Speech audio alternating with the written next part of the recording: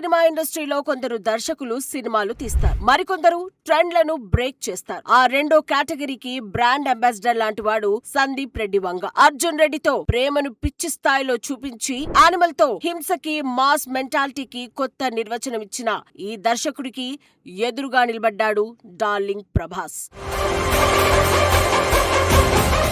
బాహుబలితో మొత్తం దేశాన్ని గర్వించేలా చేసిన హీరో, సలార్తో థియేటర్లను కంపించేలా చేసిన పాన్ ఇండియా మాస్ డైనోసార్.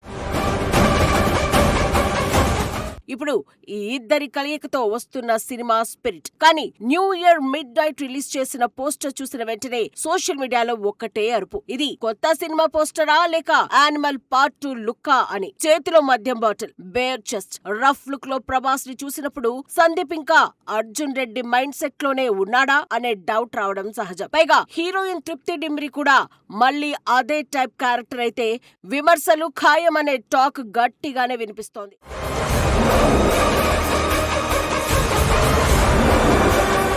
కానీ ఇక్కడే గేమ్ మారుతోంది. ఇది సందీప్ కి ప్రభాస్ తో ఫస్ట్ మూవీ. చిన్న హీరో కాదు, పాన్ ఇండియా ఫ్యాన్ బేస్ ఉన్న మాన్స్టర్ తో సినిమా చేస్తున్నాడు. షూటింగ్ నవంబర్ 2025లో మొదలైంది. ముహూర్తానికి చిరంజీవి రావడం అంటే ఇండస్ట్రీ నుంచి వచ్చిన సైలెంట్ సిగ్నల్. ప్రభాస్ బర్త్డే రోజున వదిలిన సౌండ్ స్టోరీ టీజర్ చూస్తే ఇది లవ్ స్టోరీ కాదు, లాయర్ స్టోరీ కాదు, ఇది ప్యూర్ రెయిన్ స్టోరీ అని అర్థమవుతోంది.